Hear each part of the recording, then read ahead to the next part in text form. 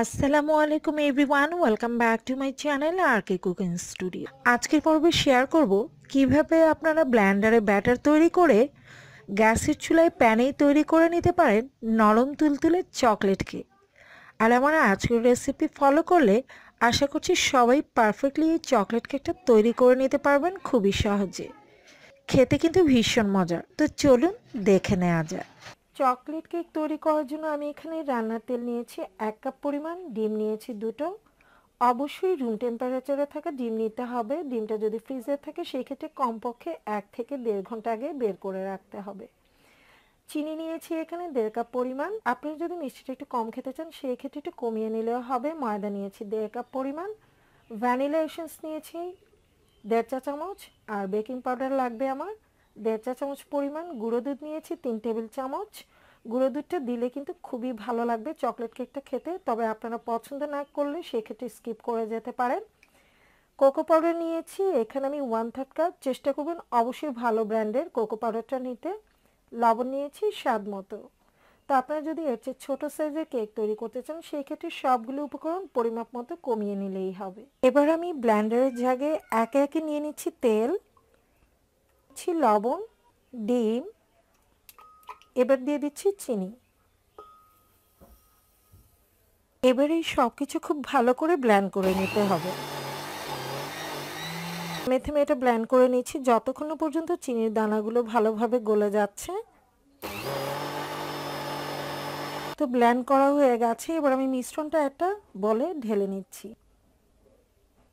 আর এটা ততক্ষণ পর্যন্ত ব্লেন্ড করে নিতে হবে যতক্ষণ না পর্যন্ত চিনির দানাগুলো খুব ভালো করে গলে যাচ্ছে।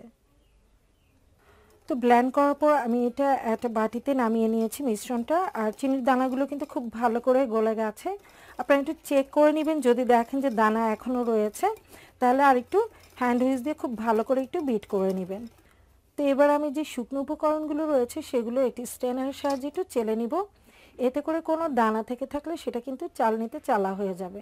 তো নিয়ে নিচ্ছি ময়দা, কোকো পাউডার আর গুঁড়ো দুধ।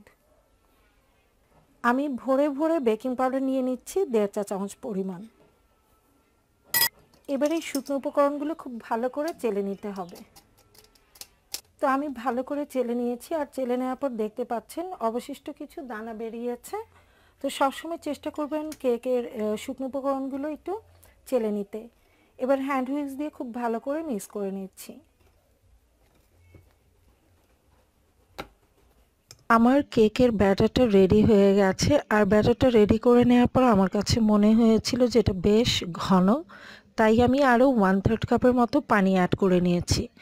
আপনাদের হয়তো কম বা বেশি লাগতে পারে, আর অবশ্যই নর্মাল পানিটা কিন্তু ইউজ করতে হবে। তো এই পর্যায়ে আমি দিয়ে দিচ্ছি ভ্যানিলা এসেন্স 1.5 চা চামচ পরিমাণ। ভ্যানিলা এসেন্স দিয়ে খুব ভালোভাবে এই ব্যাটারের সাথে মিক্স করে নিতে হবে। করা হয়ে গেছে। তো আপনাদের সুবিধার জন্য আমি একটু তুলে দেখাচ্ছি ব্যাটারের ঘনত্বটা কেমন হবে। তো ক্যামেরায় লক্ষ্য করলে হয়তো আপনারা দেখতে পাচ্ছেন ব্যাটারটা কতটুকু ঘন হবে। আমি উপর থেকে একটু তুলে দেখাচ্ছি। তো আমার কেকের ব্যাটারটা কিন্তু পারফেক্টলি রেডি। আজকের এই কেকটা কিন্তু আমি প্যানে তৈরি করব, সেজন্য আমি প্যানে সামান্য তেল ব্রাশ করে নিয়ে তারপর একটা কাগজ বিছিয়ে নিয়েছি রাউন্ড শেপে। আমি মাপ অনুযায়ী কেটে নিয়েছি। তো আপনাদের কাছে যদি বেকিং পেপার থাকে সেক্ষেত্রে বেকিং পেপারটাও নিয়ে নিতে পারেন। এখানে আমি সাদা কাগজ নিয়েছি, খাতার কাগজ যেগুলোতে আমরা লিখি, সেই সাদা কাগজটি আমি নিয়েছি, নিয়ে বিছিয়ে দিয়ে তারপরে উপরে আরও সামান্য কিছুটা তেল ব্রাশ করে নিয়েছি। এবার যে ব্যাটারটা আমি আগে রেডি করে রেখেছি সেটা এখানে ঢেলে দিব। আর প্যানে খুব সহজে কিন্তু আপনারা চকলেট কেকটা তৈরি করে নিতে পারবেন। খুব সহজে কিন্তু তৈরি করে নেওয়া যায়। তো আমি এটা প্যানে নিয়ে নিয়েছি। এবার হালকা একটু ট্যাপ করে দিচ্ছি, এতে করে ভেতরে কোনো বাবলস থেকে থাকলে সেটা মিলিয়ে যাবে। এবার উপর থেকে সামান্য একটু ডেকোরেশন করে দিচ্ছি। আমি চেরি ফল এরকম কুচি কুচি করে কেটে নিয়েছি। তো আপনারা চাইলে কিন্তু কাজু বা পেস্তা বাদাম উপরে দিয়ে দিতে পারেন, আর চাইলে কিন্তু এমনিতেও তৈরি করে নিতে পারবেন। তো আমি জাস্ট একটু দেখার সৌন্দর্যের জন্য একটু কুচি করা চেরি দিয়ে দিচ্ছি। এতে করে চকলেট কেকটা দেখতে ভালো লাগবে।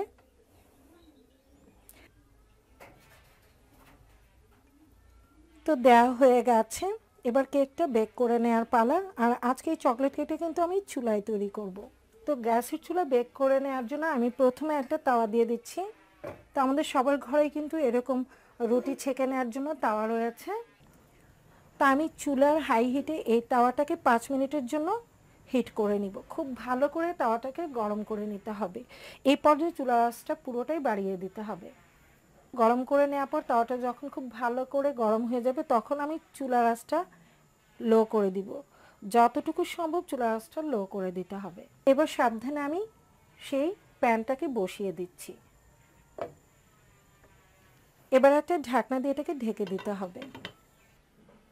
আর ঢাকনায় যে ছোট ফুটো আছে সেটা টিস্যু দ্বারা কিংবা এরকম লবঙ্গ দ্বারা কিন্তু বন্ধ করে দিতে পারেন।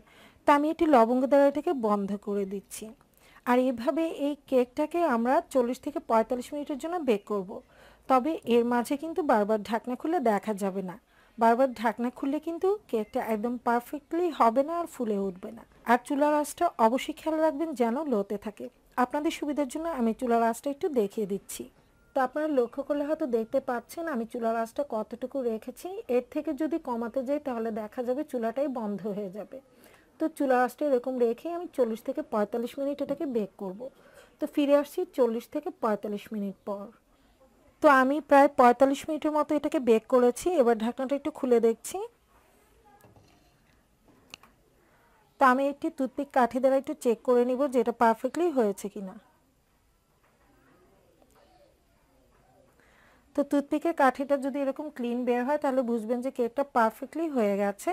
আর যদি ক্লিন না বের হয় তাহলে বুঝবেন যে কেকটা পারফেক্টলি হয়নি। তাহলে আরও 5 থেকে 7 মিনিট একটু বেক করে নেবেন।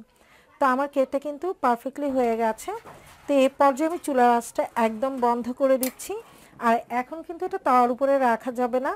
যদি তাওয়ার উপর থাকে তাহলে দেখা যাবে নিচটা অনেকটাই শক্ত হয়ে যাবে, কেকটা কিন্তু সফট থাকবে না। তাই আমি তাওয়া থেকে নামিয়ে অন্য একটা জায়গায় কেকটাকে রেখে দিচ্ছি। আর ঠান্ডা হয়ে যাওয়ার পর এটা আমি মোল্ড আউট করে আপনাদের সাথে শেয়ার করব। আমার কেকটা পুরোপুরি ঠান্ডা হয়ে যাওয়ার পর আমি এটাকে মোল্ড আউট করে নিয়েছি। আর ছোট্ট একটা টিপস দিয়ে দিতে চাই যেটা আমি ভিডিওতে রেকর্ড করিনি। তা হচ্ছে আপনারা যখন কেকটাকে মোল্ড আউট করবেন অবশ্যই সাইডটা একটু ছুরি দিয়ে আলগা করে নেবেন। তারপর সমান কোনো পাত্রের উপরে দিয়ে সেটাকে উল্টে নেবেন। তো আমি কিন্তু সেভাবেই এটাকে মোল্ড আউট করেছি। আর দেখতে পাচ্ছেন চকলেট কেকটা কতটা সফট ও নরম তুলতুলে হয়েছে। আশা করছি ছোট বড় সকলের কাছে ভীষণ ভালো লাগবে আমার আজকের রেসিপি। আর খেতে কিন্তু ভীষণ মজা। ভালো লাগলে লাইক, কমেন্ট এবং শেয়ার করবেন। আর হ্যাঁ, অবশ্যই চ্যানেলটিকে সাবস্ক্রাইব করে পাশে থাকবেন। আজকের মতো এখানে বিদায় নিচ্ছি। ফিরে আসবো পরবর্তী রেসিপি নিয়ে। সবাই ভালো থাকবেন, সুস্থ থাকবেন।